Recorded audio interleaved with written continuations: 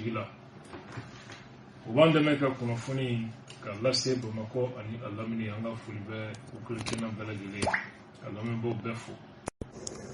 Foli ka lase aw lamɛnba cɛman ni musoman ma minnu bɛ ka an suit diɲɛ fan bɛɛ en direct et en vidéo an ka page Facebook sanfɛ Ɲang TV. An b'aw bɛɛ fo k'aw bɛɛ waleɲuman dɔn ani an baaraɲɔgɔn Abdoulaye Adjawe Koye page Cinecom k'u ka abonné bɛɛ fo nin waati ko u bisimila kunnafoni kɛnɛ kan. Foli an b'a lase an ka laadatigiw ma k'u bɛɛ fo k'u waleɲuman dɔn k'an ka ɲamakalaw fo k'an ka dugutigilakaw fo k'an ka jamana diinɛ ɲɛmaaw fo an ma diinɛ bɔ diinɛ na ka foli lase an ka jamana institution bɛɛ ma foli ka lase armée Mali a bolofara bɛɛ ma ka force de sécurité a bolofara bɛɛ ka foli d'u ma nin waati foli ka di président de transition a n'a ka gouvernement o ɲamaya bɛ docteur Choguel Kokala Mayiga bolo gouvernement kura ko o sigira an bɛ dugawu kɛ baara ta fanga la ka d'u ma ka institution tɔw k'u bɛɛ fo. Les cours et tribunaux du Mali a baarakɛlaw an b'u bɛɛ fo k'u waleɲuman dɔn. An balimaw aw lamɛnba cɛman ni musoman aw mana kɛ yɔrɔ o yɔrɔ Mali kɔnɔ Mali kɔ kan aw mana kɛ waati o waati la an ka foli bi lase aw kelenkelenna bɛɛ ma. Bi jamu an sigira ka masala kunnafoni damadɔ kunna min bɛ tali kɛ jamana ko la. Kunnafoni min ni an bɛ kuma a la o ye a fɔlɔ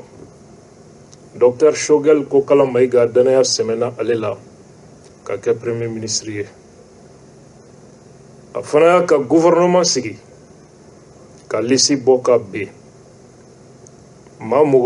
28 en tout. An ka jateminɛ ye min ye a gouvernement ko la an bɛna an da don o kibaruyaw la bi. Mɔgɔ minnu taara ministre so minnu créera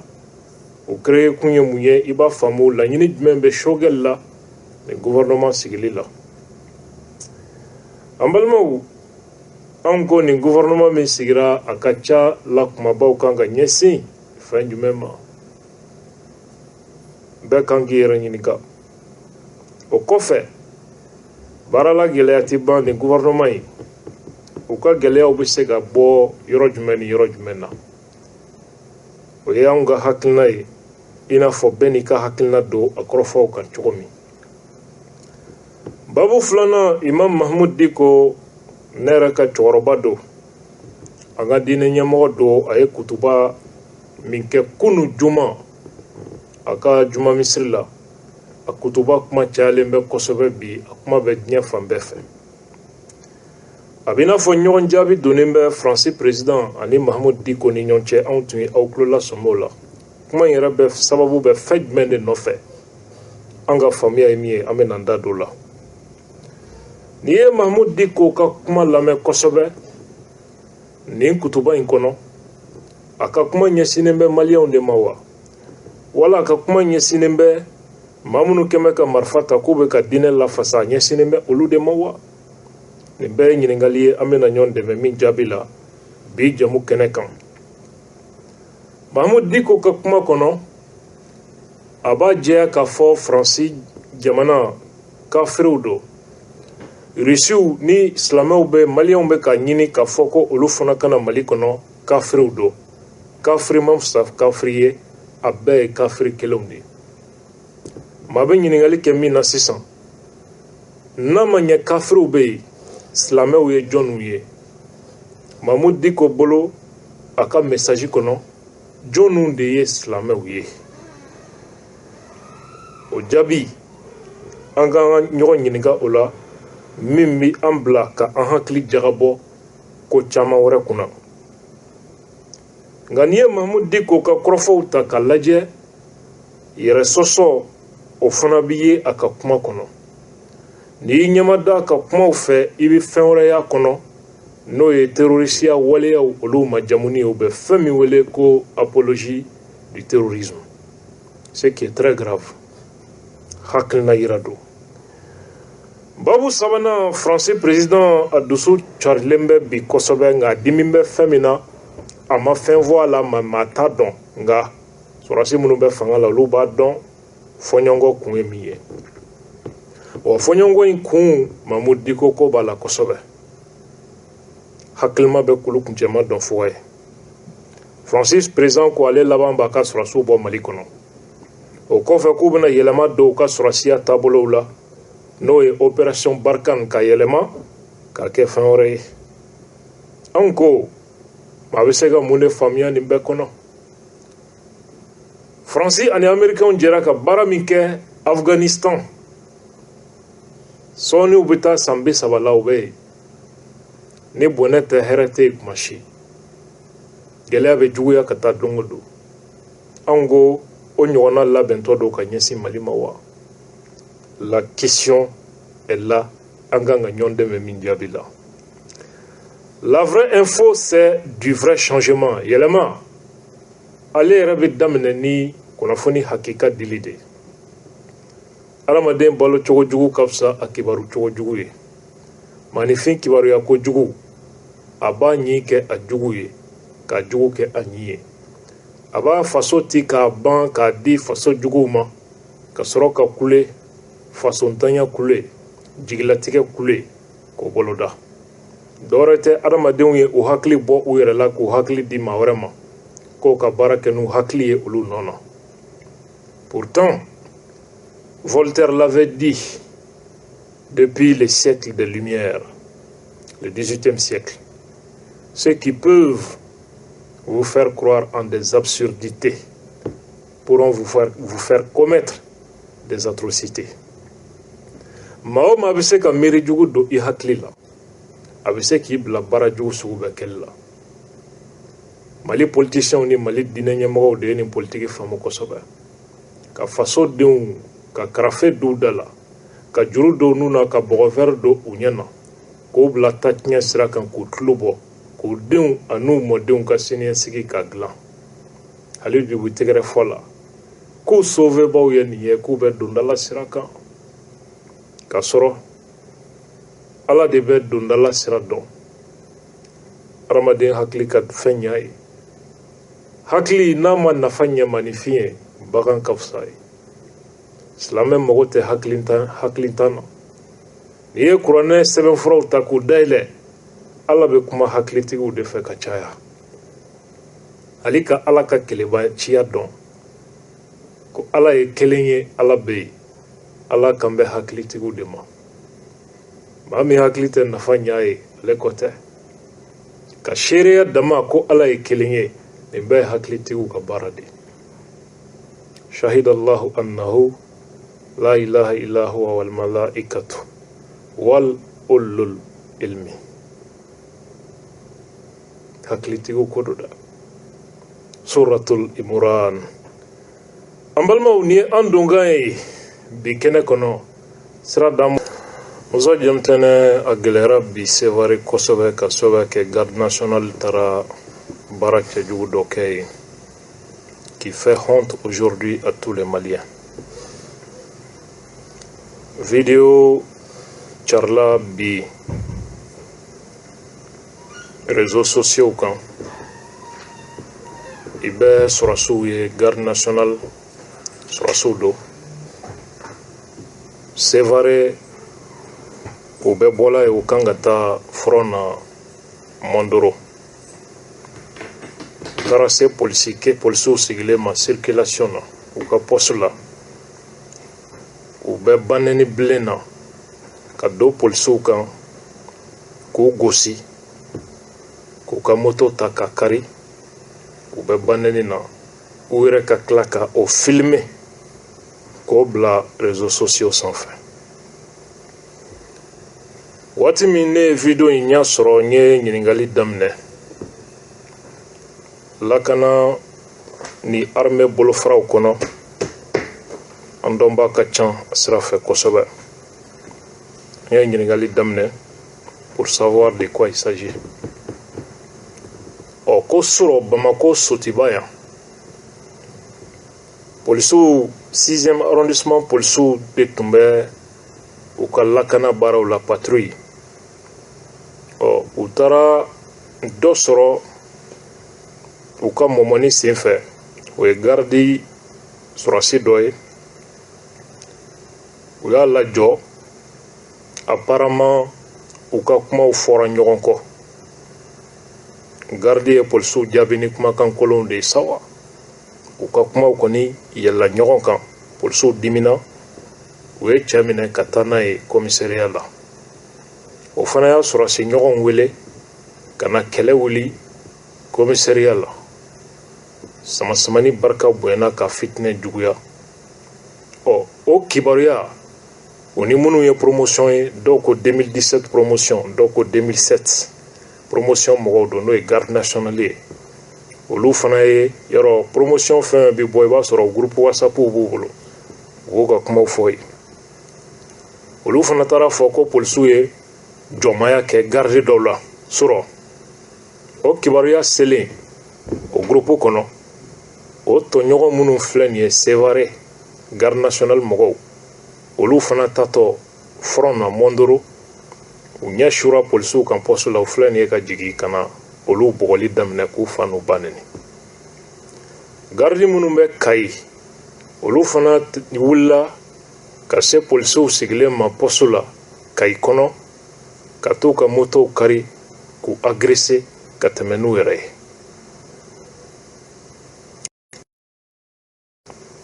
fɛn min kɛra Bamakɔ yan lakanabaga kulu fila ni ɲɔgɔn cɛ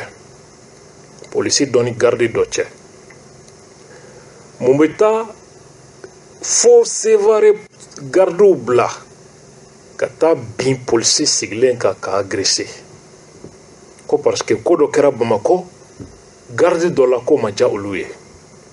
gardiw kɛra ala de waa kiraw de don jamana kɔnɔ Modibo Kone personne responsable fila tɛ ni barbarie ni anarchie la bi indiscipline n'olu mɔgɔ fila tɛ ce sont eux olu de ye ni mauvais exemple di il faut qu'on se dise la vérité comment fɛn dɔ kɛra Bamakɔ Sotiba entre un garde et certains policiers donc garde minnu bɛ a bɛna fɔ sisan garde mana policier Mali territoire yɔrɔ yɔrɔ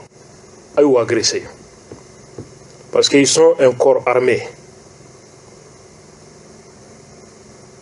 an balimaw n'i ko i bɛ nin kuma fɔ cogo dɔ la u bɛna fɔ la cohésion kuma caman b'o da est-ce que des gens qui se soucient de la cohésion au sein des forces armées et de sécurité se comportent comme ça ka taa tugu cɛkɔrɔba kɔ u tɛ nafa ɲɛ u tɛ poro ɲɛ u tɛ poroparaporo ɲɛ u tɛ bo bɛn u tɛ sugunɛ bɛn fo tiɲɛni dama kabi ala ka diɲɛ dan parti mana min jasira ka RPM bɔ foyi maloya t'u la ka segi ka IBK lajɛ a juguw bolo après avoir commis toutes sortes de bêtises ka segi ka président lajɛ a juguw bolo hali coup d'état kɛra RPM ma se ka réaction kɛ u tilala ka taa sɔrɔsiw fɛ yen e ma dɔn sɔrɔsiw tigɛra aw la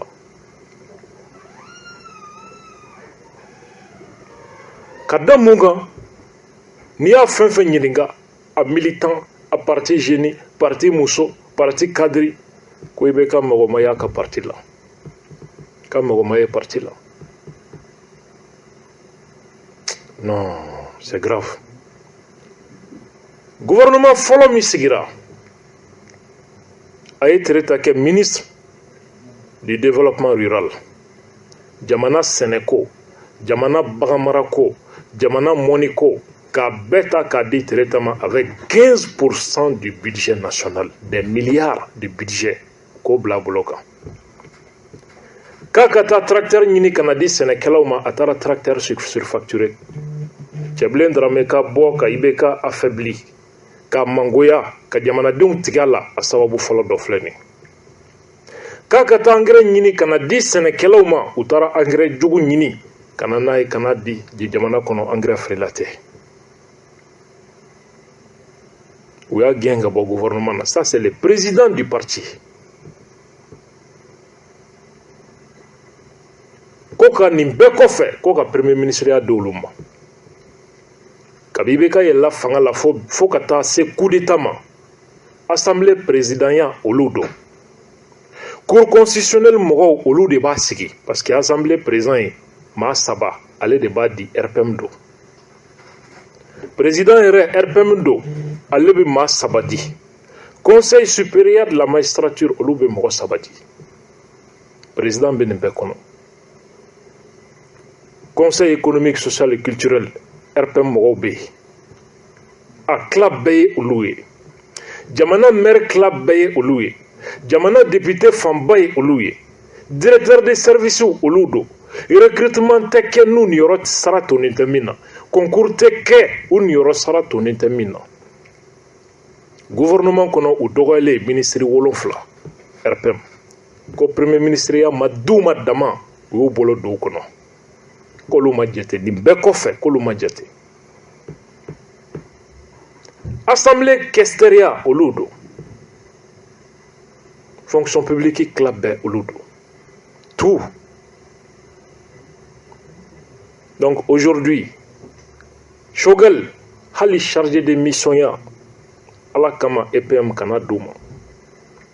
a RPMO a critique karataw hali chargé de mission ya wallahi u n'a man kan wa n'u wulila kama e jigi sɛmɛ anw na an b'u galaka kari k'o di ma fo ka taa olu sasa jamana an t'a to olu ka bêtise la bilen ils doivent payer cher leur traîtrise an balimaw donc n'a fɔ ye ko gouvernement in sigira ko Choguel yɛrɛ kun t'a kalama a kana bali maa si la parce que waati min Choguel bɛ ka parti wele ko a ye na ni CV ye a ye na an ka ɲɔgɔn ye o yɔrɔ bɛɛ ko lisi bɛ wari tɛ min na a k'a kɛra baara ye an balimaw Choguel ma démissionné dɛ a ma démissionné a colonialisera sisan ale yɛrɛ kɛra colonel de sisan colonel Choguel ko kala Mayiga an ye nin bɛɛ jalakili kɛ sɔrɔsiw la ko sɔrɔsiw ye fɛn bɛɛ k'u ta ye k'u ye nomination bɛɛ k'u yɛrɛ ye ja Choguel yɛrɛ nɔfɛmɔgɔw bɔra ka fɔ gouvernement min mɔgɔ 28 kan ka don a kɔnɔ ko sɔrɔsiw ko Choguel ka 13 ta M5 société civile groupe armé o bɛɛ ka jɛ o 13 la a tɔ bɛɛ ye sɔrɔsiw n'u somɔgɔw ta ye Choguel ko Allahu akbar a kɛra dɔnni dɔngoma de sisan 13 ministères k'o de tila Mali tɔw ni ɲɔgɔn cɛ a tɔ bɛɛ ye sɔrɔsiw n'u somɔgɔw ye o n'a ta bɛɛ Choguel ma démissionné a ko se wɛrɛ tɛ ale ye k'an b'a kɛ cogo di ko colonel ninnu ko ils sont vraiment ces jeunes là kɛra baara ye Choguel e bɛna faamu Muktar Wan tun bɛ gɛlɛya ni difficulté min kɔnɔ e bɛna faamu déjà le gouvernement dans l'ensemble anw ka faamu na c'est acceptable mɔgɔ bɛ se ka jɛn n'a ye c'est vrai gouvernement in sigili dɔw nisɔndiyara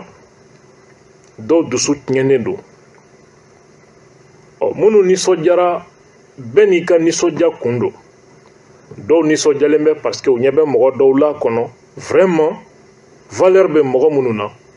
danaya bɛ mɔgɔ minnu kan wa u jigi b'a kan mɔgɔ minnu bɛ se ka na ni yɛlɛma ye ko caman kɔnɔ dɔw nisɔndiya kun tɛ dɔwɛrɛ ye dɛ u ka maa dɔ nomena o b'a kɔnɔ tabarikala don hali n'u b'a dɔn ko jamana ko tɛ olu b'u ni yɛrɛ sɔrɔ c'est très important o y'olu ka hami ye dɔw dusu tiɲɛnen bɛ ni nomination ninnu na ka sababuya kɛ vraiment u ɲɛ b'a la ni gouvernement in sariya sɔsɔra a ma k'a kɛcogo la et en même temps u ɲɛ bɛ mɔgɔw la kɔnɔ mɔgɔ minnu ma tɛ se ka foyi misali ɲuman jigiya sɛmɛ maa minnu na o ye dɔw dusu kasikun ye maa dɔw fana bɛ yen minnu ni olu dusu tiɲɛnen bɛ dɔwɛrɛ tɛ dɛ hasidiya jugu don hasidiya maliyɛn fanba kulo tana ye a maliyɛn ɲɔgɔn ka hɛrɛ kuma mɛn ni a kulo la n'i b'a fɛ ka maliyɛn kɔrɔbɔ i sigi a kɛrɛfɛ i k'a fɔ dɔrɔn ko karisa mɔgɔ dɔ tɔgɔ fɔ dɔrɔn i k'o tanuni daminɛ a yala a tɛ maa min dɔn a b'a fɔ cɛ to an ka dɔn bɛ sa karisa ninnu bɛɛ b'a dɔn nin ye fɛn minnu ye nin bɛ tan nin bɛ tan a b'o tigi jugeli daminɛ hala t'a dɔn maa min don dɔwɛrɛ tɛ ɲuman min fɔra maa wɛrɛ kan a ɲɛna a dusukun t'o fɛ la plupart des Maliens sont comme ça Malien bɛ muso kɔnɔma hasidiya ka den wolobali hasidiya ka taa dabali jugu daminɛ a fɔ a ye dɔrɔn ni muso in kɔnɔma don den min na filɛlikɛla dɔ ko den bɛ sɔn ka kɛ tɔgɔtigi ye dɛ a bɛ sɔn ka kɛ waritigi ye n'u m'a ɲini ka muso kɔnɔma pɔsɔni k'a kɔnɔ o den mana wolo kaba bɛ bamanan na hasidiya jugu bɛ ta ka ɲɛsin a ma k'anw ka jamana ye silamɛ jamana ye 95% musulman an bɛ c'est l'ambition hasidiya don zana dɔ b'an bolo yan ko maa b'i muɲu sani mago ɲɛ don tɛ a bɛ mun ko fɔ hasidiya juguya fin ɲɛngoya o kɛra an taabolo ye a b'o de ko fɔ maa b'i muɲu sani i mago ɲɛ don tɛ n'i yalala Bamako ka taxiw ni sotaramaw lajɛ sɛbɛnni min b'u kan i bɛ maliyɛn ŋaniya ye n'i ma sɛbɛnni ye mobili dɔw kan waso man ɲi i b'a ye dɔw kan ko mɔgɔ man ɲi hadamaden man ɲi a mobiliw tɛ yen wa ça traduit quoi maliyɛn ŋaniya tɔɔrɔ min dara a tigi kan san'a k'a yɛrɛ ka mobili sɔrɔ ka a débrouiller k'a ka dahirimɛ sɔrɔ ɲɔgɔn juguya ɲɔgɔn mako sa ɲɔgɔn hasidiya jugu a banna kuma tɛ a mɛnni ko i terikɛ wali i terimuso kɛra minisiri ye o ye fatuli kɛlen ye maliyɛn dɔw bara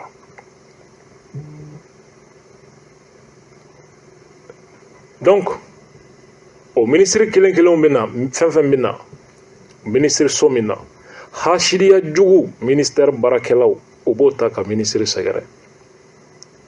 ni minisiri donna son excellence félicitations an ko sigilen bɛ ni nin ye qualité b'i la n'a y'a kɔ dɔn u b'a fɔ an bɛ e firi yan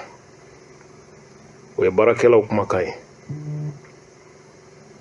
directeur de cabinet bɛ jigin ani chauffeur kɛ bɛ ɲɔgɔn ye cɛ ni nalen filɛ nin ye jɛlenya ko kuma min na chauffeur kɛ a ka secrets ɲini i ka to k'a fɔ an ye warimisɛn d'a ma planton bɛ ten syndicat minnu b'o service la u bɛ olu bila grève banbali la ko ka baara tiɲɛ bolo mankan ka wuli comme ça a bɛ fɔ ko mankan wulilen b'a nɔfɛ ko ka bɔ yen n'i ko i b'a dilan tel est le Mali malheureusement ko an k'an da de ko tiɲɛ tɛ fɔ jamana in kɔnɔ ko an k'an da de sa ko tiɲɛ jamana in an ka to tan an bɛ tila k'a fɔ tuguni k'an bɛ taa Ala wele ko Ala ka jamana in ko Ala ka hɛrɛ don a kunna ko Ala ka changer pendant ce temps an bɛ ka ɲɔgɔn invité ko an k'an da de nin bɛɛ kan ko an ka nin to yen ka avancer parce que adamadenw baloli kɛra la quelqu'un me disait ko ka yurukuruku kɛlɛ ko jamana in ko ka a redresser ka jɔ maa o maa k'i bɛ jamana in jɔ u b'a ɲini k'e fa de parce que pourquoi le Mali est un pays à part il faut faire preuve de réalisme. Jamana min denw ka hɛrɛ tɛ jamana bɔli la nɔgɔ la o ye Mali de ye. Malien ka hɛrɛ tɛ jamana bɔli la nɔgɔ la. Parce que ni k'i ka Mali bɔ nɔgɔ la, jamana min ni a den fanba balo ani dayirimɛ sɔrɔlen bɛ sira jugu ni kalabanciya ni suɲɛni de la. Ni k'i b'o jamana bɔ suɲɛni kɔnɔ, k'o jamana redresser, k'a fɔ i bɛ développement nati o jamana kɔnɔ, a bɛ i n'a fɔ i ye bɛɛ fa n'a ba nɛni. Fo ni Ala yɛrɛ ye e magoya sa, sinon fɛn bɛɛ bɛ kɛ tɔgɔ tiɲɛ don, nkalon dali i la don, fɛn o fɛn bɛ se ka i ka maaya ban, a bɛ kɛ i ɲɛna ko i ni bɛɛ de bɛ ɲɔgɔn na, a bɛ k'i ɲɛna ko i ni diɲɛ bɛɛ de bɛ kɛlɛ la. An balimaw, ni jamana kɛra o cogo ye, a kɛra kɔnɔganko de ye. Donc dusukasi caman bɛ sen na, hasidiya kumaw, manamanakan a n'a ɲɔgɔnna caman olu de bɛ sen na. D'abord an bɛ don gouvernement ye jɔn ni jɔn de kɛra ministre ye fɔlɔ, an b'a daminɛ ye yanni an bɛ se a tɔ ma. An balimaw, Sadio Kamara, ministre de la Défense, Mali sɔrɔsiw ka ministre, ale taara ka na n'a ye a nɔ na. Colonel Sadio Kamara, ale de tilala ka kɛ deuxième personnalité ye Choguel ka gouvernement kɔnɔ. Choguel tun ko sɔrɔsi minnu ka bɔ gouvernement ni administration kɔnɔ k'u ka taa guerre la, ko terrorisme bɛ yen, ko Tchad sɔrɔsiw bɛ ka guerre kɛ. Choguel ka gouvernement deuxième, ni Choguel bɔra yen, mɔgɔ tɛ ministre min kan, o ye colonel dɔ ye, colonel Sadio Kamara. Ala sago aw bonya b'a la. Sadio min ni bandaw tun y'a gɛn, a segira ka na dɛ a place la. An balimaw, Sadio ka choix a contesteli ka gɛlɛn, parce que sɔrɔsi min don, sɔrɔsi denmisɛn don, mais il faut reconnaître k'a fɔ sɔrɔsiw dalen b'a la. Et en même temps, sɔrɔsiya hukumu kɔnɔna la, a baara a ɲɛdɔn b'a la. Quoi qu'il en soit, il faut reconnaître ça. C'est un militaire valeureux. Sadio Kamara, comme tun ko a bɔra gouvernement na, ko a taara minɛn dɔw de san irisiw bolo ko ma diya bandaw ye, u ye nkalon da bandaw la, u b'a dɔn c'est pas vrai, c'est faux. Anw bɛ conseil min d'a ma, a ka taa yafa deli bandaw fɛ joona. U ye tɔgɔ tiɲɛ min da cɛkɔrɔba ka nkalon kan, u ka nkalon wuli ka bɔ cɛkɔrɔba in na, ka a danbe segin a ma a nɔ na, ka baara kɛ faso ye fo san 70 maa ma deli ka tigɛ i la. À 70 ans, jɔyɔrɔ kama aw tilala k'o tɔgɔ tiɲɛ ka nkalon da la nin cogo la, Ala b'o yira aw la dɛ. Ala b'o yira aw la. Solution min b'o la, a ye se cɛkɔrɔba ma, a ka taa yafa deli a fɛ. A ye nkalon min da la, a ka nkalon ta k'a bɔ a la, a ka tɛmɛ n'aw ka baara ye. O ye anw ka kɔnɔnajɛlenya kan ye ka ɲɛsin a ma. Sinon, n'i y'a ta en termes de compétences, de valeur, et en même temps sɛbɛ ni jogo sira kan, anw sɔnnen bɛ Sadio ka choix ma comme ministre de la Défense. Mangan fɛn o fɛn wulila, colonel fɛn caman tɔgɔ fɔra kolankolonw ni fɛnw na, mais mɔgɔ ma deli k'a tɔgɔ mɛn histoire si la. Ça doit être reconnu et salué. Ministre filanan, ministre de la Justice et des Droits de l'Homme, garde des Sceaux, Kiri ministri, u ye ale fana layɛlɛ ka jɔyɔrɔ filanan di ale ma gouvernement kɔnɔ. O kɔrɔ, ŋaniya bɛ Choguel la ka fanga don justice la. A bɛna baara minnu daminɛ, n'o ye yurukuruku ani faso nafolo dunni, o kɛlɛ ye. A ye mɔgɔ min fana suganti ka na ni o ye o yɔrɔ la, o ye Mamadou Kassogeye commune 3 procureur min ye Adama Sangarew minɛ ka Bakari minɛ k'u datugu waati min na Malik Kulibali ye ministre ye. Anw t'a fɔ ministre de la justice ka sababuya kɛ ka Ala k'an dan an ma justiciya ka baara taabolo kɔnɔ. Kassogeye nali, c'est un choix très important parce que avocat fɛn fɛn kɛra ministre de la justice ye a si ni magistrat ma bɛn. On dirait que sinamusoya dɔ de bɛ avocat ni magistrat cɛ wa? Je n'ai rien compris. Mais avocat si ma na ministère de la justice la ko ani magistrat sera ka bɛn.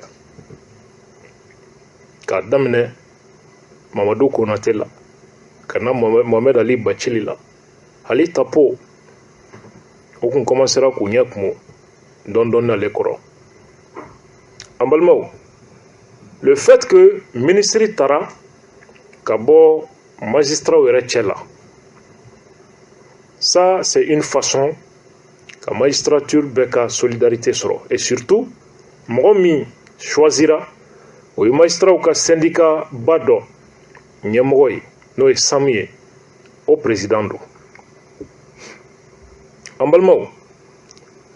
donc Kassogeye tali fana malien caman ka faamu na ani malien caman ka jugement na o ko ma tilennen do k'a bɛ ka yurukuruku kɛlɛ, k'a bɛ ka na ni jɛlenya ye. Dossier ba ninnu fana caman tɛmɛna ale de bolo kɔnɔ n'o ye Bube ninnu, Fili ninnu ka dossier, Mamadou Kamara ka dossier, président ka avion sanko, Sɔrɔsiw ka minɛ sanko dossier a tɛmɛna ale de bolo kɔnɔ k'a envoyé ka taa Cour suprême na.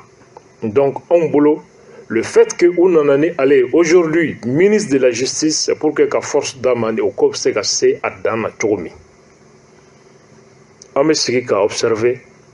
qu'est-ce que cela aussi va donner. Ministre de la refondation de l'État chargé des relations avec les institutions. Koka Mali Fanga, ka Jonse Kuraw do akoro, kanani mara tabolo kuraw ye. Ministre mi sigilen bɛ ka ɲɛsinw ma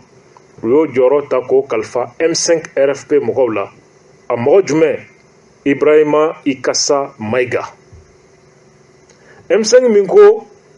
jamana mara tacogo man ɲi, sariyaw man ɲi, fangabulonw man ɲi, jamana jɔsen man ɲi, ko il faut une comment dirais-je, qu'il faut une refondation de l'État. Sɔrɔsiw ye a tasa ta k'a sigi M5 kɔrɔ.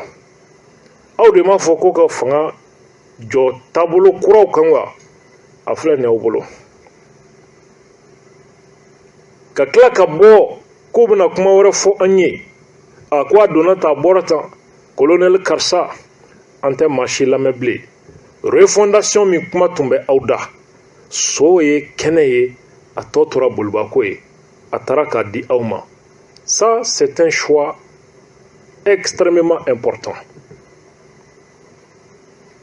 En balimaw, au kɔfɛ, ministre de l'administration territoriale et de la décentralisation, lieutenant-colonel Ablaye Maïga, u nana ni mɔgɔw tun b'a la ko bandaw minɛnen kɔfɛ ko sɔrɔsiw ye colonel Wage ani colonel Ablaye Maïga min minɛ ko u yɛrɛ dama fɔra ɲɔgɔn kɔ, a segira ka n'a ka poste la tuguni a nɔ na administration territoriale. O kɔrɔ, nin colonel ninnu, ils sont ensemble, u soudelen do. Ni datigɛndala min bɛ min ni min cɛ, kɛlɛ min bɛ min ni min cɛ, a y'aw jija aw t'a la dɛ, sinon nin colonel ninnu da bɛ file kelen na ka fiyɛ. C'est ce que ça veut dire. Popapokan ni fɛn minnu min taara Wage kɔrɔfɔ jaw ye, min taara jaw kɔrɔfɔ Wage ye, aw ka dɔn k'a fɔ ko ninnu bɛɛ bɛ ɲɔgɔn kalama wa u tigɛra aw bɛɛ la ka ban. Ninnu bɛ ɲɔgɔn bolo de koyi. Aw de sara dɔrɔn parce que u ka jouer aw bɛɛ ta, aw bɛɛ y'aw kɔnɔta bɛɛ fɔnɔ ka ban sa. Malien bɛ nin cogo fana de la. En balimaw, lieutenant-colonel Ablaye Maïga reconduit l'administration territoriale. Ça veut dire que hakilina min bɛ colonel ninnu na élection ko bolo ma n'u ni Mokhtar Wane ma bɛn a la o hakilina hali bi u b'o taabolo de kan parce que Assimi ka cɛ bɔra ka kuma min fɔ bandaw minɛnen kɔfɛ ko premier ministre Mokhtar Wane taara sen don élection ko la ko ta ka sira k'a kun kan k'a to ministre bolo. Donc ça veut dire que en réalité ne ma da la ko date min bɛ ka fɔ ko élection bɛna kɛ o date la nka ala k'a nɔgɔya. Ministre de la sécurité et de la protection civile u y'o jɔyɔrɔ ta ka kalifa colonel major Daoud Ali Mahmedine o ye sɔrɔsi dɔ ye n tɛ ale dɔn nin ye maakura ye ɲɛkɔrɔ u ye colonel Modibo Kone u y'ale bɔ yen ka taa ale bila sécurité d'état kunna komi u ko bandaw ni sécurité d'état de tun bɛ fɛ ka colonelw minɛ donc sisan u taara sécurité d'état fana k'u ta ye ka colonel Modibo Kone ta ka taa ale bila sécurité d'état la. U ye maa min bila comme ministre de la sécurité et de la protection civile colonel major Daoud Ali Mahmedine n y'a fɔ cogo min tɛ ale dɔn parce que nin ye siɲɛ fɔlɔ ye k'ale yɛrɛ tɔgɔ mɛn je ne le connaissais pas. Ministre de la réconciliation, de la paix et de la cohésion nationale chargé de l'accord pour la paix et la réconciliation nationale. Ministre min n'ale sigira ni yɔrɔ ka di kojugu. Ministre min n'ale sigira jamanadenw ka segin ɲɔgɔn ma bɛn ni basigi kɔnɔ kelenya kɔnɔ n'ale ministre de ɲɛsinin bɛ kɛrɛnkɛrɛnnenya la accord d'Alger appliqueli ma ko ala ye o bonya ni o wasa ta k'a di anw yɛrɛ denkɛ ma colonel major Ismaël Wage. Wage ka musokɔrɔba de ye ne ka maa ye n kɔrɔ don n denkɛ don mɔgɔw tun b'a la ko Wage min fana minɛna Wage minɛna a b'o bolo kati u t'a fɛ k'a yira de ne yɛrɛ y'a wele a ko dɔgɔ ko n t'a dɔn min min kɛ bilen ko n ye n photo ta k'an yira mɔgɔw la k'u ko non ko n bilala sɔgɔmada in na de ko solution t'a ko la bilen Wage filɛ nin y'a nɔ na ministre de la réconciliation en balimaw. Autant dire que entre ces colonels c'est la complicité est parfaite, ils sont tous ensemble foyi tɛ yen. Maintenant kabako ye yɔrɔ jumɛn ye bandaw min n'a fɔra ko de bɛ fɛ ka accord d'Alger appliquer bandaw min n'a fɔra ko o de ni faransi bɛ ka jɛ ka baara kɛ et que colonel ninnu ye bandaw bɔ yen parce que colonel ninnu ni Russie de bɛ ɲɔgɔn bolo u bɛna faransi sɔrɔsiw gɛn u bɛna faransi ambassadeur gɛn ka bɔ Bamako yan an balimaw bandaw ka tile Wage ka ministère de la réconciliation de la paix et de la cohésion a banna koyi mais Choguel min ye livre bɔ ko accord d'Alger fasoden juguya sɛbɛn don halaki sɛbɛn don kunangoya sɛbɛn don tatiɲɛ gafe don n'a appliquera Mali bɛ ci n'a appliquera siya kɛlɛ bɛ wuli o Choguel kelen ka gouvernement kɔnɔ il y a un ministère même chargé de l'application de l'accord pour la paix et la réconciliation nationale. Eh Allah, on appelle ça la justice divine. Allah matayoro dianfolo. Docteur Choguel, émission spéciale natado alekan. Ngoko bi, mais gouvernement ko ye a programme ban. Mercredi nata émission spéciale Choguel. Moi, je ne peux pas comprendre. Choguel mi ye jamana wuli ka jɔ a sen kan ka IBK kɛ fasoden jugu ye. Le traité de tout. Ka peuple labɔ ka mankan wuli ko IBK bɛna Mali tila ko accord man ɲi. Professeur Ikasa fu b'u kan jan ni micro ye. An balimaw accord d'Alger signena ka Choguel de to gouvernement ka porte-parole ya jɔyɔrɔ la. Choguel Koko Mogomunumbe accord in contre la cause, ce sont les ennemis de la paix. Akuma Bamboloya. Quand il était porte-parole, il y a Choguel Bo gouvernement. Choguel Tara Fara Soumela Siseka. Ko accord in ko Diamana Tini Halaki Gafedo. Ka laban kata livre bo accord d'Alger kan. Ko anga Diamana Nyemogo Keram Nyemogo Fagonundi. Ko ni accord na appliquera ko Malibeti. Au Choguel Kelen Segira ka nommé premier ministre. Aye bara folo minke oye ka ministère yere glan accord d'Alger application kama. Ako accord mi duguti sebe. Ha Choguel. Avec attendez. Ha baba wargaga. Avec ken ketchola. Colonel Ismaël Ouagé, allé de Mina à occuper réconciliation, paix, cohésion nationale, à des réconciliations, accord d'Alger ou application. Bara Mindo, Bara Denite, parce que la communauté internationale ben trôné men ministère ignorant de là. Malien Famba Befana n'y trôné men le ministère ignorant de là. Donc le ministre, colonel-major Ismaël Ouagé, doit faire extrêmement attention à Kanga Farati Kosobe, ka Barakeni Kodonye, ka Barakeni Djatemina et en même temps, ka Djigi Kana population Irola, pour que ni akori application kololo, ou se ka Djamana Kisa Machomi. Sinsignoro Bula, Glunro Bula, hakili de bi kɛ ka hakili wɛrɛ kɛlɛ ni accord in a signéna déjà ni Mali ko an tɛ accord in appliqué, ça veut dire que an labɛnnen bɛ guerre fɛ. C'est une déclaration de mettre déjà l'accord d'Alger, c'est déclarer la guerre à la rébellion. Tubabu bɛ minnu kɔfɛ n'an labɛnnen bɛ guerre fɛ a y'a wama a ka rejeter bi bɛɛ mais n'an labɛnnen tɛ guerre ko ma Ambetani Hakli ni Feredi. Certains sont en train de dire application intelligente de l'accord. Oye nika keguni mamie iba fokuibe kekuya kukuma fonoe. Fere mimbe c'est na transition bolo. Oye ni kui abe sulu sala chomi ya sanga laben sabati. Walema uere uglo yoro mununa ko Mali tekla Mali ka laïcité, Mali ka unité, kolute soso. Hal na ya soro accord kono kuma to bebe ni bɛ soso. U fana b'u gulo yɔrɔ de kɛ ni principe ninnu ye. Ka kɛlɛ bolo da n'o yɔrɔ ye. Rebelles b'a kule la accord ka appliquer. Parce que ni accord appliquera Mali bi kila de. Olu ɲɛ b'o de la kɔnɔ. Donc a bɛ kila a bɛ waleya cogo min. Rebelles sakola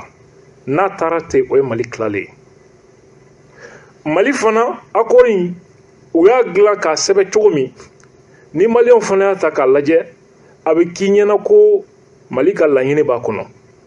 Donc Mali fana b'i gulon o yɔrɔ de la sisan sans jamais dire que an tɛ accord ko la nka komi accord yɛrɛ ko Mali tɛ tila aw bɛ min nɔfɛ n'a kɛra o man ɲi o tɛ kelenya ko fɔ o b'o hakilina sɔsɔ an fana b'an gulon o karakasi de la ka taga o cogo la. C'est ce que Robert Mugabe a dit. A ko accord in a équilibrelen de don a kɛlen bɛ i n'a fɔ balansi côté kelen 50 kilos côté dɔ in 50 kilos. Rebelles bɛ fɛn o fɛn nɔfɛ a bɛɛ b'a kɔnɔ. Mali bɛ fɛn o fɛn nɔfɛ a bɛɛ b'a kɔnɔ. Ko ni ko b'o cogo la jɛkulu damadɔni ka autonomie ko kuma fɔ k'o kɔrɔ unité min fɔra o tɛ tiɲɛ ye. O kɔrɔ intégrité territoriale min fɔra o tɛ tiɲɛ ye. Ni jamana sɔnna ka don da fɛ ko jamana bɛ tila kelenya unité o y'o bannen ye. Robert Mugabe ye nin discours de kalan accord d'Alger signé don. Mercredi nata an bɛ a yɔrɔ lasegin mɔgɔw ka faamu. Donc an bɛ dugawu kɛ ala ka baara ɲɛ u bolo. Ministre des Transports et des Infrastructures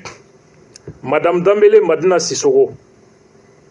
Madame Dambélé Madina Sissoko, général Ibrahim Dairou Dambélé Musodo. O koro Assimi Goïta cousine do. Walma Abura Muso wala Nimo Muso. Comment on te morangambe? C'est la famille quoi. Pour être clair. A cousin Muso Odedo. Et ma famille wa. Général Lobé. Bachite. Oh, comme général Kodo. On ye caporalou ye. Bête mena kuma ka cogo mi afana be teme o teme cogo la. An b'a fɔ Madina ye ko a félicitation baara in ko Ala ka ɲɛ bolo. Ministre des Affaires étrangères et de la coopération internationale. Ministre min bɛ kuma Mali ni jamana wɛrɛ cɛ o bonya tara k'a di Ablaye Diop ma. Ablaye Diop IBK ka ministre kɔrɔ don Affaires étrangères. C'est un très bon choix. Ablaye Diop est un excellent diplomate. Mais ni relation bala bara yi abse ka kɛ ka se a dan na an ka foliba ye nka komi Choguel ko ko IBK ka mɔgɔkɔrɔw k'olu ye jamana ci a bɛɛ tan a y'a bolo mana bɔ IBK ka mɔgɔkɔrɔ wɛrɛ nɔfɛ Ablaye Diop hali n'a sɔrɔ ale yɛrɛ Choguel ye IBK ka maakɔrɔ dɔ ye an balimaw ministre de l'économie et des finances jamana nafoloko o kun ye min bɔ a la n'o ye Alfuseni Sanu ye bandaw kun y'ale bila kɛnɛ ma u taara Alfuseni Sanu nɔfɛ ka a ɲɛji cɛ k'a ka da de ko a kana ko a wele bilala ma tuguni u nana n'a ye kana bila a ka poste la a nɔ na Alfuseni Sanu ministre de l'économie et des finances jamana kalango ministre de l'éducation nationale u y'o ta ka kalifa madame Sidibé Dedew Ousmane ma i t'a dɔn CDTM présidenti syndicat o fana ye M5 mɔgɔ dɔ ye ka sababu kɛ CDTM kun bɛ M5 nɔfɛ o kɔrɔ sisan UNTM n'aw fana bɛ aw ka coup d'état préparé a y'aw ta préparé parce que coup d'état de bɛ poste di ministère la sisan n'u y'a coup d'état kɛ k'u kana ɲinɛ an yɛrɛ kɔ an bɛ yan an balimaw o kɔfɛ jamana université ko ministériya ministère de l'enseignement supérieur et de la recherche scientifique u y'o jɔyɔrɔ ta k'a di Amadou Keita ma ko Ala ka baara ɲɛ bolo jamana sanuko a kuranko a jiko ministre des mines de l'énergie et de l'eau ayiwa Ala sago aw bonya b'a la a jɔyɔrɔ tara k'a kalifa Lamine Seydou Traoré o y'a ta k'a di ale ma e m'a faamuya wa Lamine Seydou Traoré bandaw kun ye ale fana bila kɛnɛ ma gouvernement laban in na maliyɛn caman kun ye tɛgɛrɛ fɔ wara ko kurantigɛ barika kun bonyana jitigɛ barika bonyana le ministre nɔ don an balimaw là je vais décevoir les gens parce que ne ma se k'a faamu mɔgɔw tun bɛ ka ministre in kɛlɛ ka da fɛn min kan ne ma se k'a faamu kurantigɛ kabi Alpha Clé funteni o funteni kurantigɛ de bɛ sen na énergie bɛ dingɛ kɔnɔ depuis Alpha Clé san o san ɲɛfɔli dɔ bɛ k'an ye ko ji de dɔgɔyara ko tilema mana bɔ baji de ji ka dɔgɔ ni san nana a bɛ fɛn an mɛnna o la sisan u b'a fɔ an ye ko nɛgɛ dɔw de tigɛra nɛgɛ dɔw de jenina appareil dɔw sisan ko Côte d'Ivoire min n'an b'a ta o fɛ ko o de jenina san wɛrɛ hali san wɛrɛ funteni courant bɛ tigɛ tan hali san wɛrɛ ministre min nana kalo damadɔ problème min ma se ka ɲɛnɛbɔ san 20 ani dɔɔnin kɔnɔ o ministre de bɛna o empêcher kalo damadɔ kɔnɔ surtout wari min kan ka don énergie la pour que énergie problème bɛ ban miliyari 2,000 ni kɔ a bɛ n'a fɔ jamana ka san budget juru yɛrɛ min bɛ énergie la fɔlɔ a bɛ sɔn ka 400 millions bɔ 400 milliards ne ko millions 400 milliards juru min b'u la fɔlɔ énergie bɛ dingɛ min kɔnɔ c'est pas petit et pour la première fois ne yɛrɛ kɔni k'a ye a bɛ se ka k'a ɲɔgɔnnaw kɛra ministre a décidé ka énergie yɛrɛ yɔrɔw dayɛlɛ maliyɛnw ka taa lajɛ journée porte ouverte ka taa ɲɛf'u ye énergie bɛ problème min kɔnɔ o yɛrɛ ka ɲɛ k'a ye fɔlɔ et en même temps ka yir'u la problème in banni tile damadɔ ko tɛ wa ɲinɛn t'a ban. Il a été honnête avec les Maliens. Moi je pense que je ne vois pas pourquoi mɔgɔw bɛ ka ale kɛlɛ comme si kurantigɛ ni kurantigɛ de kɔni don hali san wɛrɛ funteni an bɛ nin tɔɔrɔ kelen kɛ san wɛrɛ nata an bɛ nin tɔɔrɔ kelen kɛ yan Eden bɛ dingɛ min kɔnɔ apparemment caman t'a kalama. Ministre de la Santé et du Développement Social Musa Jamtɛnɛ ne tun ye maa dɔ tɔgɔ fɔ n ko fasoden ɲuman don n ko ne y'a ka baara kɔlɔsi Moktar Wane ka gouvernement laban tun y'a fɔ u ma ta nin fana na n y'a tɔgɔ fɔ n k'u k'a ta Ala y'a kɛ n y'a fɔ poste min na a nana o poste kelen na Jeminatu Sangare CMMS directrice ni maa fu dɔ wulila parce que u ka tiɲɛni daw datugura directrice fɛ journaliste minnu ni syndicaliste kirikara minnu wulila ka muso tɔgɔ tiɲɛ ka lagosi Ala ye musow ka tile bɔ bi dɛ a kɛra ministre yɛrɛ ye siɲɛ kelen santé b'a bolo développement social b'a bolo o kɔrɔ CMMS o INPS o a bɛɛ b'a bolo bi jamana dɔgɔtɔrɔso ko a bɛɛ b'a bolo bi komi fulamuso min don a bɛ hinɛ sinon ne tun b'a fɔ a k'u ka décret bɔ k'u mite fo Niger frontière la ka taa dɔw bila yen u k'a dɔn k'a fɔ ko juguya ko nafa t'a la baarakɛla muso in kaba Ala kandan ma deli k'a ye kaba Ala kandan wa an mago t'a la k'a ye a bɛ baara min na o de bɛ ne intéressé c'est tout an b'a fo k'a waleɲuman dɔn ka félicitation an jigi b'a kan k'a fɔ ale bɛna an nimisi wasa kosɛbɛ k'a daminɛ Gabriel Touré la u ye colonel min bila ka taa ye a k'o ka minɛn siri su in na bɛɛ k'a da kunna k'a lasegin Kati u mago b'a la furakɛlikɛyɔrɔ la sɔrɔdasiw mago b'a la ministre du travail et de la fonction publique du dialogue social u y'o jɔyɔrɔ ta k'a di madame Jawara Awa Paul Diallo URD mɔgɔw dun bɛ mankan na ko a donna ta bɔra ta ko URD président y'u janfa ou bien URD kɛra fila ye wa a kɛra baara ye dɛ jamana fonction publique a b'olu de bolo komi URD ye grève bɛɛ soutenu an b'a jigiya k'a fɔ ministériya b'u bolo sisan u bɛna UNTM fana soutenu n'olu bɔra k'u bɛna grève wɛrɛ kɛ k'a fɔ k'u bɛna fɔ de ko an ka sabali ko jamana bɛ situation min na o kuma bɛ sɔn ka gɛlɛya dɛ n y'a mɛn Musa Jamtɛnɛ ko UNTM mɔgɔw k'a fɔra ko ministériya poste fila kan ka d'u ma k'u ko k'u fara la apparemment olu sɔmina parce que u tun bɛna nin ministère in de d'u yɛrɛ ma coyi o kɔrɔ ko a ye mankan jɔ a fana k'a bolo don a ka lɔgɔma ye damadɔ ta ministre de la jeunesse et des sports chargé de l'instruction civique et de la construction citoyenne anw denmisɛnw ani farikolo ɲɛnajɛ ko ministre min n'a b'o bolo sema mɔgɔ don Moussa Ag Atayer ale b'a nɔ na an b'a fɔ k'a waleɲuman dɔn ça c'est bien mérité parce que ministre minnu distinguera u ka action na sur le terrain Moussa Ag Atayer ale b'o la félicitations et c'est bien mérité.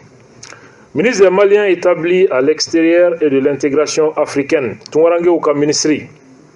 o jɔyɔrɔ dira Alhamdou Ag Ilien o dira ale ma. Ministre du développement rural n'a fɔra développement rural caman bɛ ka Choguel lagosi k'a ɲinɛna sɛnɛ ni bagan mara ni mɔni kɔ n'a fɔra développement rural o ye sɛnɛko bagan marako ni mɔni ko a bɛɛ de b'a kɔnɔ o jɔyɔrɔ dira Modibo Keita ma ministre de l'entrepreneuriat national de l'emploi et de la formation professionnelle Bakari Doumbia o kɔrɔ u ye Mohamed Salia u y'ale bila kɛnɛ ma Mohamed Salia fana y'a se kɛ pour que a bɛ se ka résultat di cogo min nka u ye ale bila kɛnɛ ma a bɛ faamu ministre de la promotion de la femme de l'enfant et de la famille musow ni denw ni denbaya ka koɲɛ o y'anw ka ministreso de ye ou bien o ye jɔnniw ye o jɔyɔrɔ dira madame Wadije Fune Kulubali sotigi ka madamu ka félicitation an b'a jigiya k'a fɔ ala k'ale ni bu ye kisi ɲɔgɔn sababu ma u kana sɔn ka loi foyi don a bolo k'a ka o défend non dɛ ɲɔrɔn sirifukɛ ni bamuru dalen bɛ kɛrɛfɛ hali bi. Ministre de l'Industrie et du Commerce Mahmoud Ould Mohamed o jɔyɔrɔ bɛ ale bolo. Ministre de l'Urbanisme, de l'Habitat, des Domaines, de l'Aménagement du Territoire et de la Population Brahima Kamena o tɛ sinidiya Maître Muntaka Tall o fana ye M5 RFP. Ministre de l'Environnement, de l'Assainissement et du Développement Durable Modibo Kone maa caman ɲɛna k'o ye colonel Modibo Kone de ye a ye sabali dɛ cɛ o cɛ mana nin kuma bɔ i da ko Modibo Kone assainissement ɲanguma ye marifa ci olu la. Modibo Kone ale de bɛ sécurité d'État kunna bi. Ministre de la Communication, de l'économie numérique et de la modernisation de l'administration Aruna Mamadou Touré. Amadou aya ka avocat plateforme mɔgɔ don ne yɛrɛ terikɛ don. Ministre de l'artisanat, de la culture, de l'industrie hôtelière et du tourisme o jɔyɔrɔ dira Andogoli Gindo o y'a jɔyɔrɔ ta est-ce o tɛ kodɛmu ya ou bien ayiwa kodɛmu tɛ o la tila k'a fɔ an ɲɛna ale maa min ka maa ye u ye anw ka madamu ta ka bɔ yen de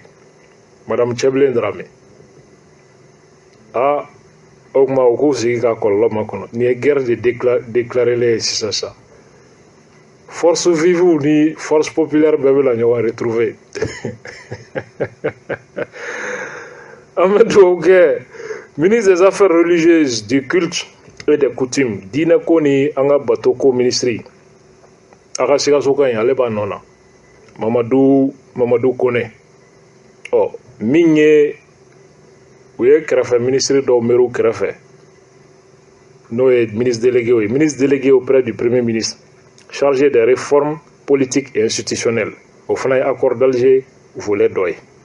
k'o tɛngu Shogel la o jɔyɔrɔ dira madame Fatumata Seku Diko ma ne ka cɛkɔrɔba ale tɛ ale ka maa tɛ dɛ. Ministre délégué auprès du ministre de la Solidarité, des réfugiés et des déplacés, Monsieur Oumarou Diarra Almami.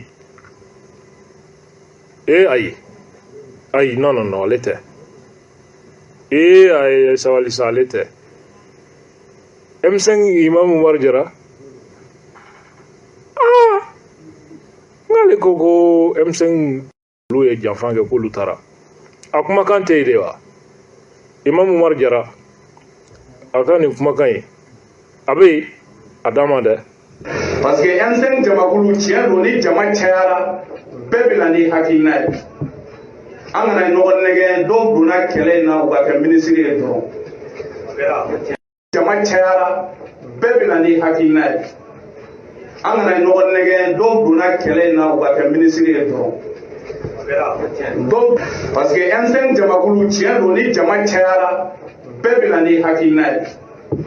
an kana ɲɔgɔn nɛgɛ dɔw donna kɛlɛ in na u ka kɛ minisiri ye dɔrɔn ale kelen de kɛra yan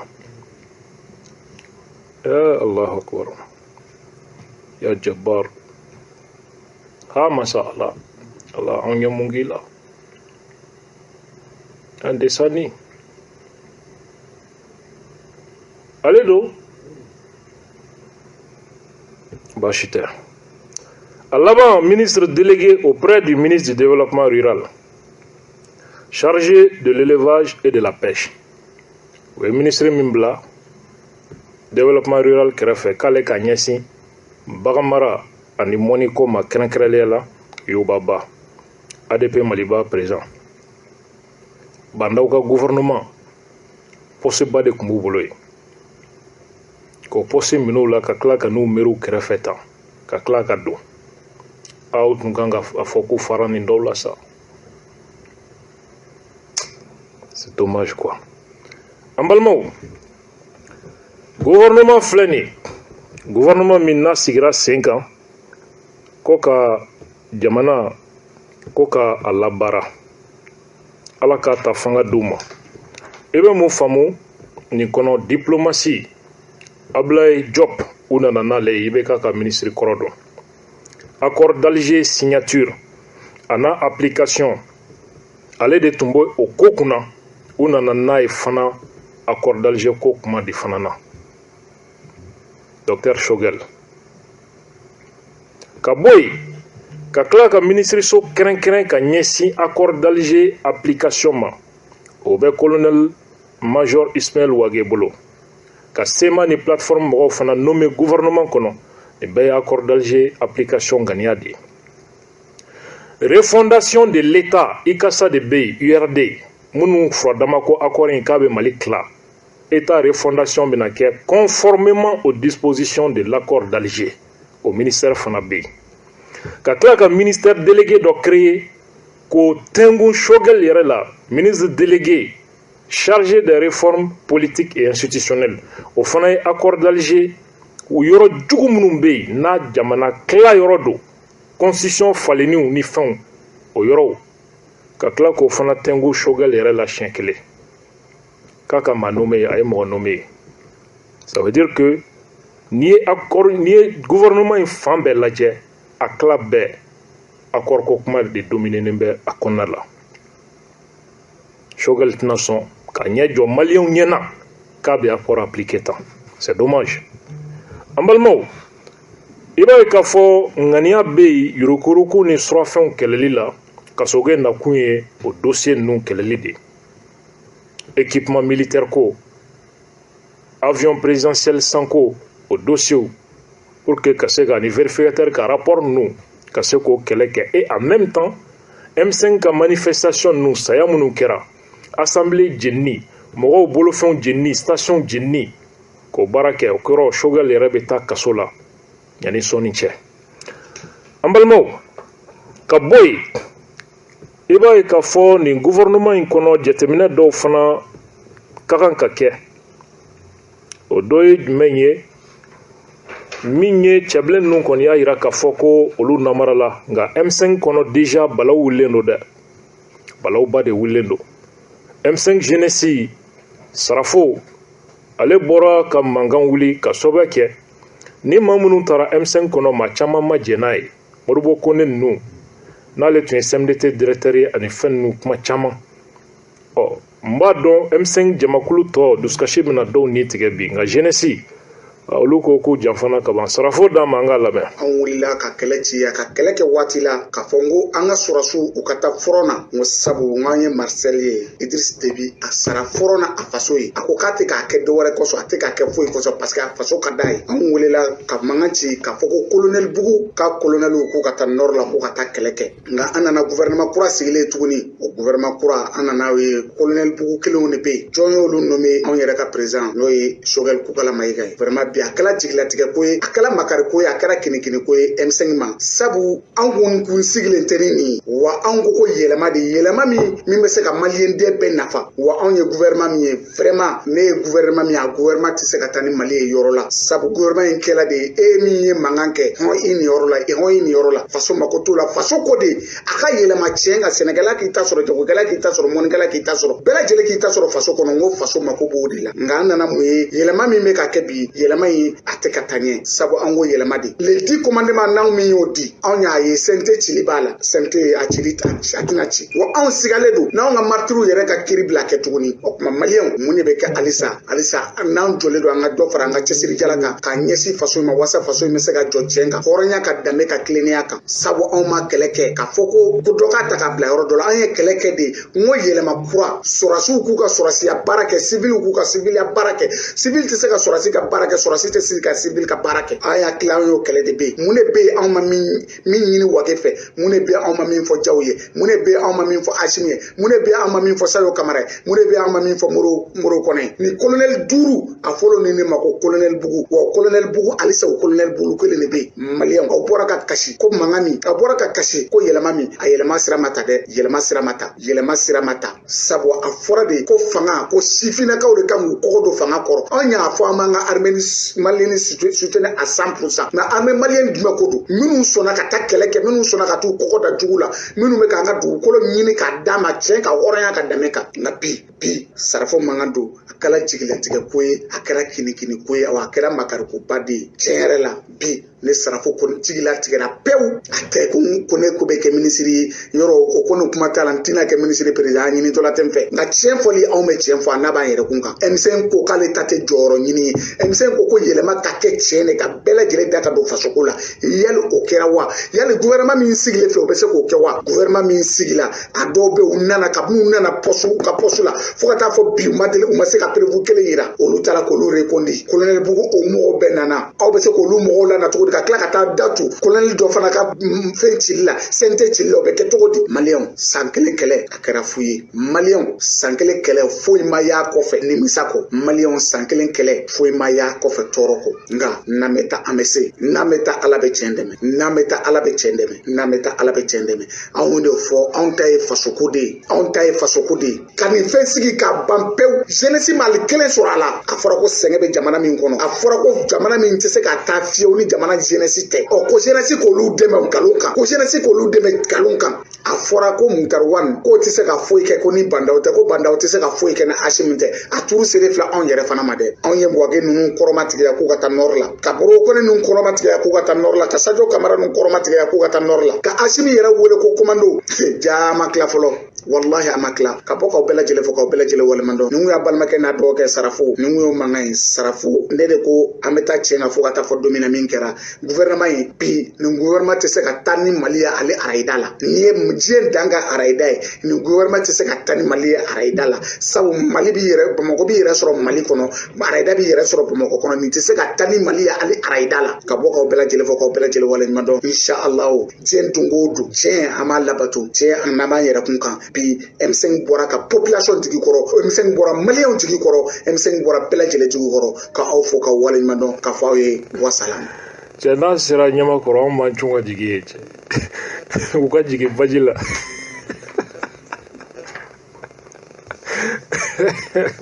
n'a ma se arayida la n'a sera ɲamakɔrɔ turuli la anw bɛ jigin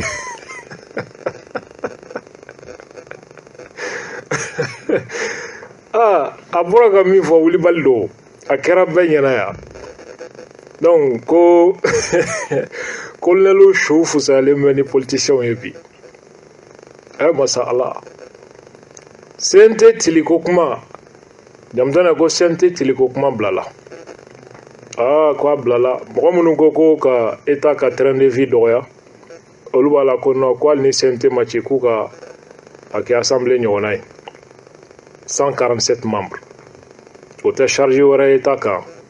donc ko ka maa 26 fara CNT kan donc M5 mɔgɔ wɛrɛw ka place ye quoi u taara ka an bɛ kɛlɛ 12 la waati min ko colonel bɛ bureau kɔnɔ an ye kalenkasiyɛnw bɛɛ kɛ ni min ye janfan kɛ a bɛ kɛ tan maa si kana janfan kɛ an tɛ don gouvernement na an tɛ don nin na u bɛ janfan ko kuma na u caman kun ɲɛ hakili bɛ ne de la mais u taara sɔgɔsɔgɔ hali sisan wallahi u ma sara ne na k'u taara u bɛ ka tila k'a fɔ ko ne de tɛ jamana fɛ quoi ko ne tɛ Mali fɛ ko an k'an ka jamana basigi de an k'an ka kɛ fasoden ɲuman ye jamana mago tɛ nin na sisan u bɛ ka wajulu kɛ u ka militants kunna bɛɛ tɛ se ka jɔyɔrɔ sɔrɔ sa a bɛ tan dɔ an k'a faamu M5 yɛrɛ de ko olu ta tɛ jɔyɔrɔ ko ye an kana jɔyɔrɔ ko kɛlɛ kɛ dɔw dun ye jɔyɔrɔ ta premier ministeriya ni fɛnw halisa u b'a la ko jɔyɔrɔ ko tɛ Choguel ko ka CNT bɔ yen de a discours tɛ yen wa Choguel ko kala d'a ma CNT ko la sisan k'a bɛna taa a ka déclaration kɛ CNT ɲɛkɔrɔ ne ko n ko CNT jumɛn ko Malick Diaw fɛ yen wallahi n ko Choguel tɛ sɔn a dun b'a a sira kan dɛ k'a ko baasi foyi tɛ CNT in na ko anw de tun b'a faamu Cour suprême jugew bɛ kasi ni mɔnɛ dan de la u bɛ k'u kunkolo ci kogo la ko n k'a fɔ M5 mɔgɔw ye ala kama ko n'u ma t'u ka plainte ta ka bɔ Cour suprême na yanni lundi cɛ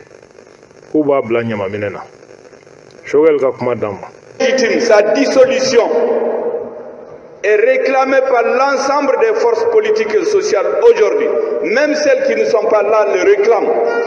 Nous parlons avec beaucoup de moi. La société civile dit qu'elle est illégale et illégitime. Les différentes associations qu'on parlait ici ont dit qu'elle est illégale et illégitime. Les députés de l'ancienne législature disent qu'elle est illégale et illégitime. Ça veut dire qu'il y a un consensus national pour rejeter et dissoudre purement et simplement cet organe illégal et illégitime. Deuxième... Moussa Diamtene, Shogeldo, ko Mali beko ko CNT a tɛ sariya kɔnɔ wa maliyɛnw t'a fɛ k'a ka taga bɔ yen. Sisan ko k'an ka fara CNT la, wallahi ko jamana bɛ situation min na ko kuma dɔw ko nin tɛ nin kuma ninnu waati ye, k'an ka nin kuma ninnu to yen. Allah, n badenw, c'est grave, hein? Fɛn desani politiki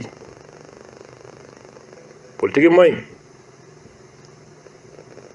Martiriw su dalen bɛ,